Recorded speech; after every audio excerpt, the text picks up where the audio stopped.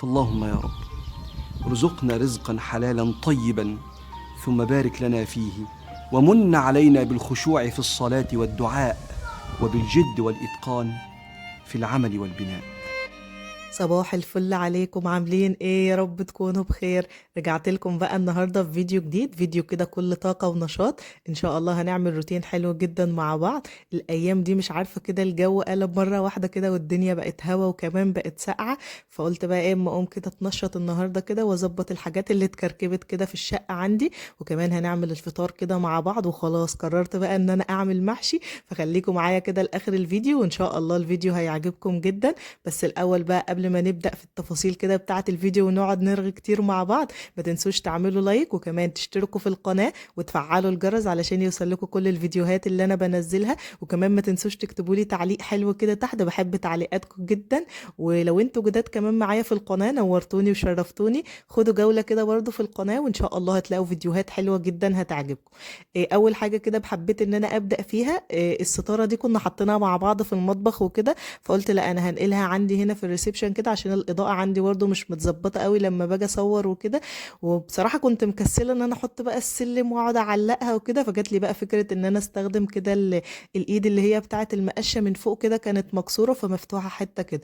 فبدات ان انا ادخل السلك بقى بتاع الستاره بتاعه النور دي، وبدات ان انا اعلقها كده في الحوامل بتاعه الستاره اصلا القماش. فبصراحه كانت سهله جدا، ولا زي ما بقول لكم كده كانت سهله معايا جدا بقى في التركيب. ما احتجتش ان انا كده احرك مثلا الركنه من مكانها ولا احرك الكرسي، ولا اني بقى اجيب السلم بقى ووجع الدماغ ده، كلنا اصلا بنبقى مكسلين في الحته دي.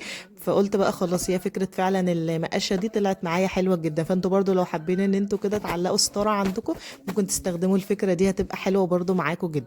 بدات بقى كده اظبط شويه الحاجات اللي كانت متكركبه عندي في الريسبشن. المخدات مثلا كانت واقعه وكده، نفضت كده مكان بقى اللي احنا كنا مثلا قاعدين فيه او في اكل واقع مننا او كده، وبدات ان انا احط برضو الكوشنز كده مكان.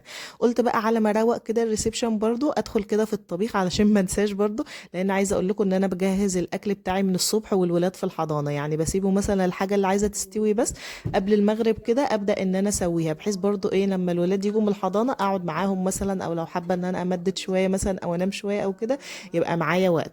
حطيت كده الحله عشان كنت هسلق فيها اللحمه، اللي هي الحله اللي لونها لبني دي. والحله اللي قدامها دي بصراحه كان نفسي راحه قوي ان انا اكل رز بلبن، انا بحب الرز بلبن جدا. ويعني بعمله بصراحه حلو قوي. اقول لكم برضو على تكه فيه حلوه كده واحنا في الفيديو ان شاء الله يطلع معاكم حلو جدا. كانت ماما عندي ودقته كده بتقول لي الله الرز بلبن بتاعك حلو قوي كده وكريمي كده طعمه لا جميل قوي مش زي الرز بتاعنا العادي كده.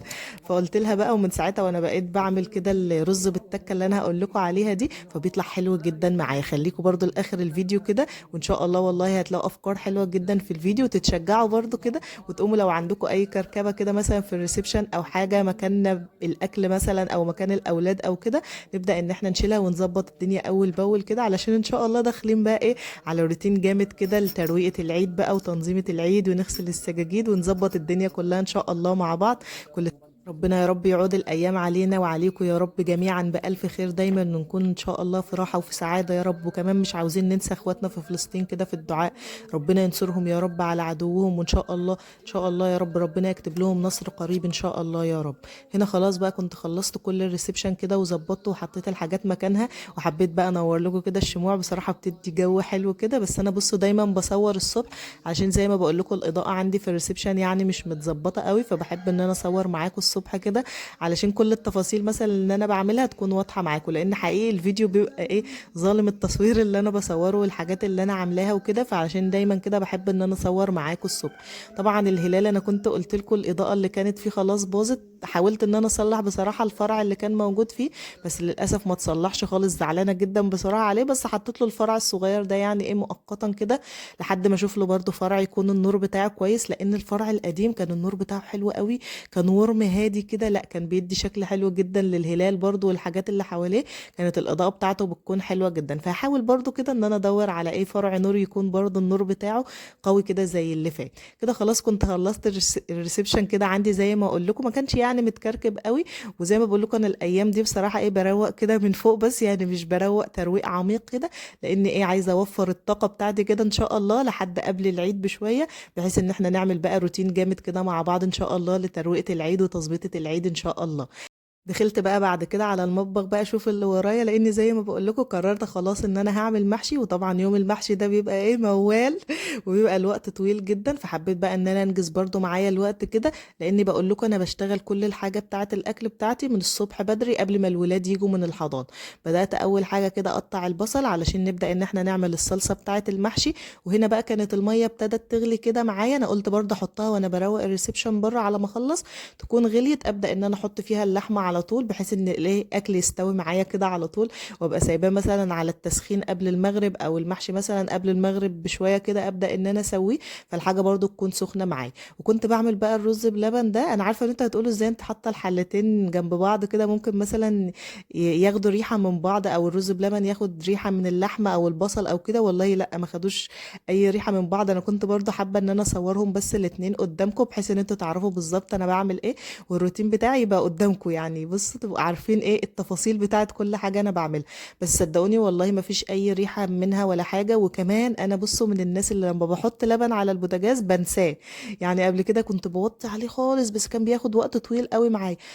فعشان كده لازم احطه قدام عيني وانا شغاله، بحيث ما يفرش بس مني. انا في اول الفيديو كده كنت حطيت الرز على اللبن، حطيت نص كوبايه رز كده على اللبن، بحيث برضو ان الرز يبدا يستوي كده مع اللبن.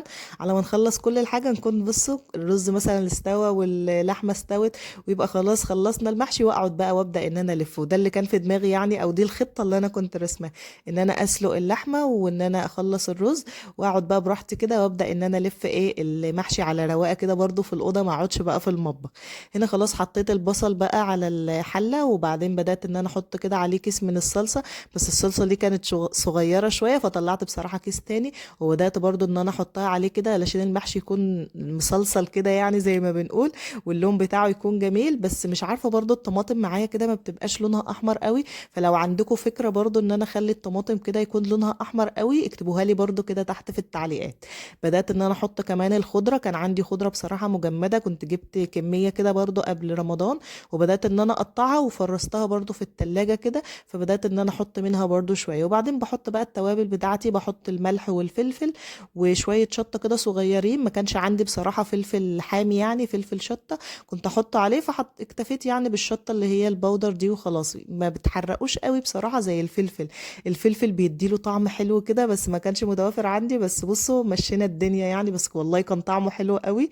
انا كمان بحب المحشي جدا، اللي هو محشي الكرنب بصراحة بحبه قوي، فبحب دايما ان انا اعمله عشان برضو الولاد عندي بيحبوه كده.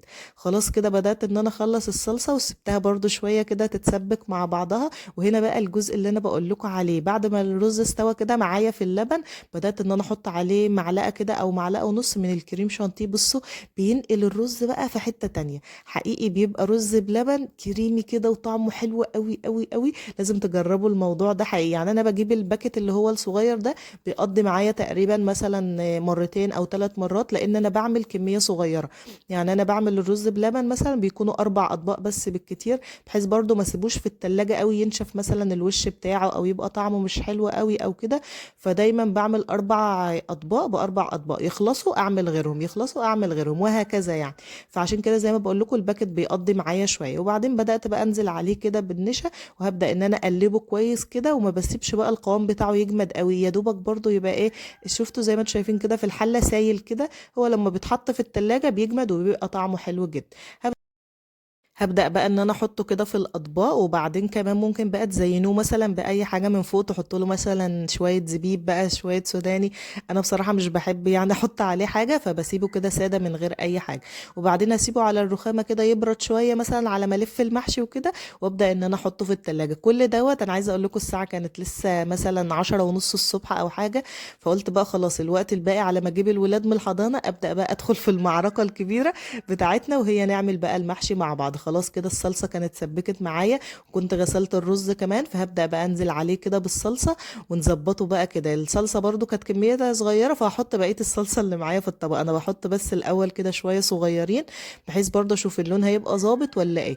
المحشي بقى اللي انا هعمله النهارده هعمل محشي كرنب، وكان عندي شويه كمان من اللفت كده، فقلت خلاص انا ادخلهم كلهم مع بعض كده، اعمل الدور اللي تحت لفت. ماما دايما كانت بتقول كده، اعملوا الدور اللي تحت لفت، وبعد كده عايزين تحطوا كرنب بقى حطوا زي ما انتوا عايزين. فهبدأ كده ان انا اخلط الرز الاول مع بعض. وفي رمضان بقى احنا ما بنبقاش عارفين ندوق الاكل طعمه حلو ولا طعمه ايه، فهي وظروفها بقى انا سبتها هي وظروفها بصراحة. بس يعني هو طلع والله طعمه حلو الحمد لله.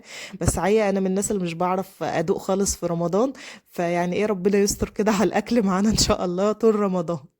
إيه بصوا، بدأت كده كمان الورق الاخضر اللي هو موجود معايا بتاع الكرنبايه، بدأت ان انا احطه كده في الحله من تحت، بحيث برضو ان ايه القعر بتاع الحله ما يتحرقش معايا، والدور بقى اللي احنا بنحطه تحت ده ما يتحرقش معانا.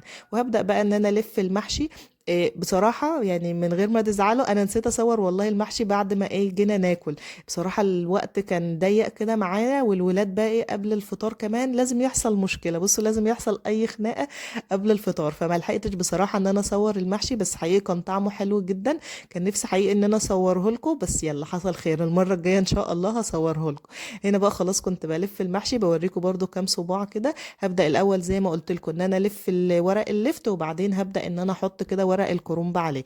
وهنا خلاص الفيديو بتاعي يكون خلص. عملنا النهارده روتين حلو جدا، ظبطنا الريسبشن كده، وكمان عملنا محشي أهم حاجة بقى في رمضان.